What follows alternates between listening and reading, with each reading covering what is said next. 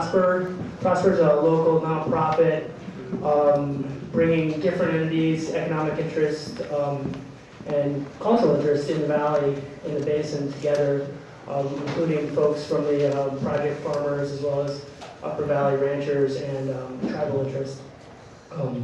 Tonight's talk is Basin Geography 101, and our first speaker is Jeff Mitchell. Jeff is a lifelong resident of Klamath County. He's got a very long bio here, but just to say the least, he's very.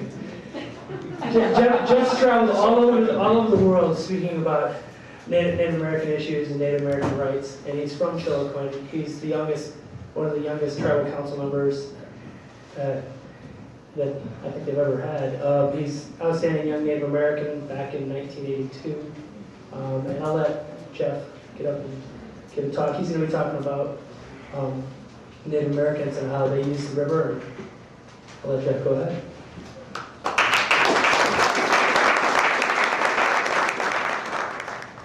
Well, welcome. Again, my name is Jeff Mitchell, and on behalf of Prosper, we want to welcome you here to the second in a series of conversations we've been sponsoring. And tonight we're going to be talking about basin geography. So I hope that you enjoy your evening tonight. People are going to stick around for questions after each of the individuals talk tonight, so we look forward to answering your questions. You know, when we came up and started talking about Prosper and other folks about the topics, one of the areas we landed on, of course, was the geography of the basin. And I've traveled all over, as you've heard, and I guess I've seen a lot of country in my life, and one thing I can say is we live in one of the most beautiful places in the world. We're very blessed.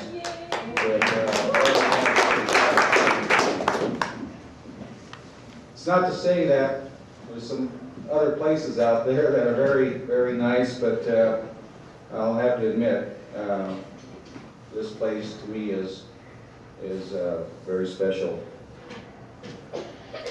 When we talk about geography, I don't think you can talk about Klamath Basin geography without talking about the Basin tribes, because we are so tied to this land. And I want to share with you and provide with you some perspective of what that means to us, the Klamath, Modoc, and Houston people. We've been here in this area for a little over 14,000 years. 14,000 years. It's a heck of a long time. We've had a whole lot of various archaeologists come through the area, going back to Leslie Spear, Luther Cressman, Gatchett, all of these different individuals who have come through this country from the late 1800s up until present time, still mapping out, still inventorying, still working on trying to understand the Upper Klamath Basin. Part of that understanding is, of course, going and looking at a lot of various sites that are located.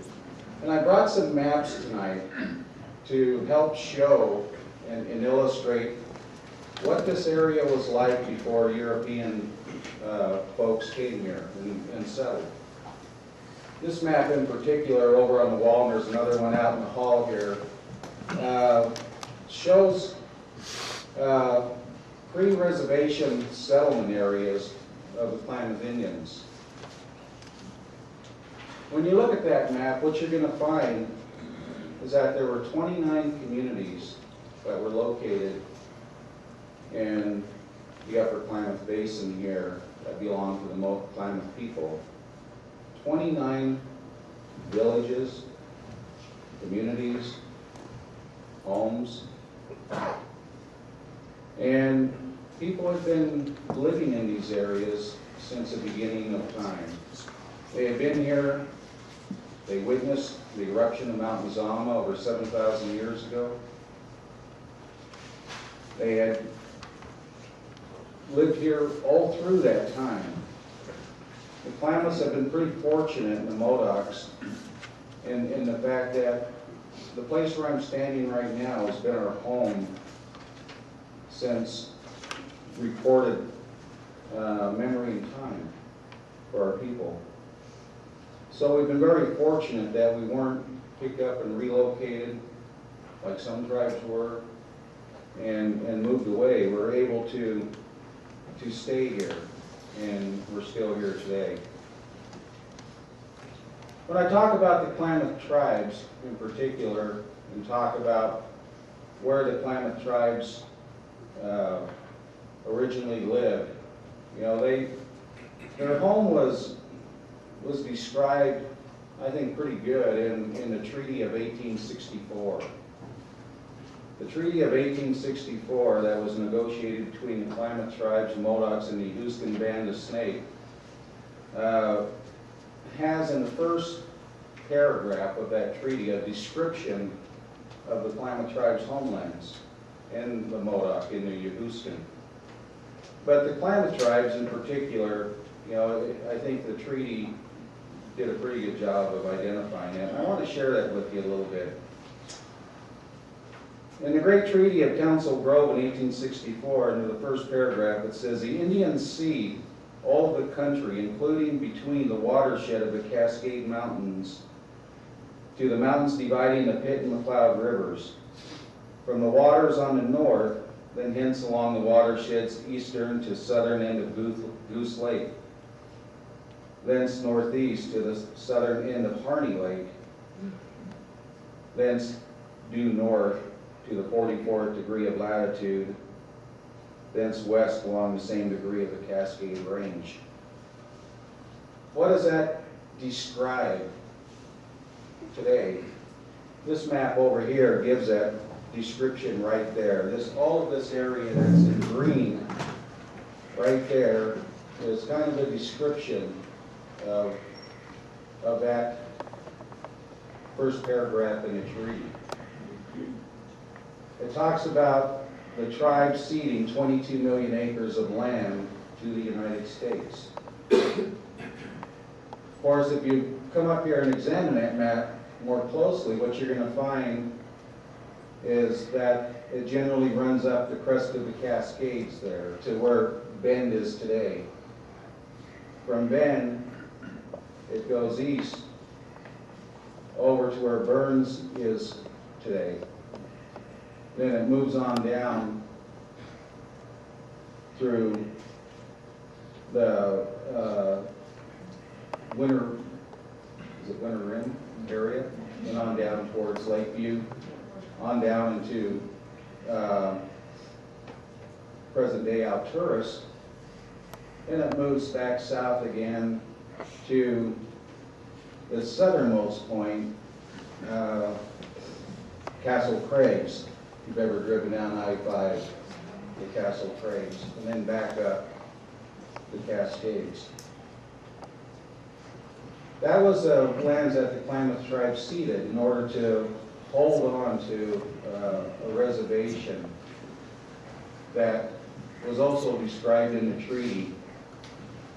And I won't go into the particulars of that, but nonetheless, it was an issue that didn't get resolved from 1864 up until 1901. In 1901, the Klamath tribes entered into an agreement with the United States and ceded an additional 1.1 million acres in order to retain the reservation that existed at the time of termination in 1954 of 1.2 million acres. And those boundaries are described there. So I really want to go back and talk a little bit more about the communities that we lived in. When you look at the map over here, in particular on the wall, you're going to notice that all of those settlements practically every one of them, one of the villages, either sits on a river, a creek, a spring, a marsh, or a lake. I think we all know the reason why. Without water, there is no life. Water is the lifeblood of this world. And it's always been that way. For my people, 7,000 years ago, 2,000 years ago, 500 years ago, they needed water. What did water provide for them? Well, it provided an abundance of different things. But it really provided food. There's not one month in the year where there's not some kind of fishery that would run up the rivers, streams, and lakes in the upper basin here. Whether that species of fish is a red band trout, at that time, a salmon, a member of the sucker family, chwam, as we call them. There was always a fish every month of the year that would run in some part of this reservation, in this area. So that was important because we're fish people. And we depended upon those fish for our lives and our subsistence. When you look at those various communities there, you're going to find that most of the descriptions of those communities are related to the site, and the site's related to the springs and the lake and the water. For the Klamath tribes, there are basically 5 subgroups within the Klamath tribes. There was the Upper Klamath Marsh and the Williamson River group. They called themselves the Oxkani. There was the Lower Williamson River group. They were called Dukwakani. There was the Agency Lake group, and they were called Wakati. The Pelican Bay group, Kambakani. And the Klamath Falls group, Illalonkani. Each of those 5 subgroups had a number of villages within their areas there.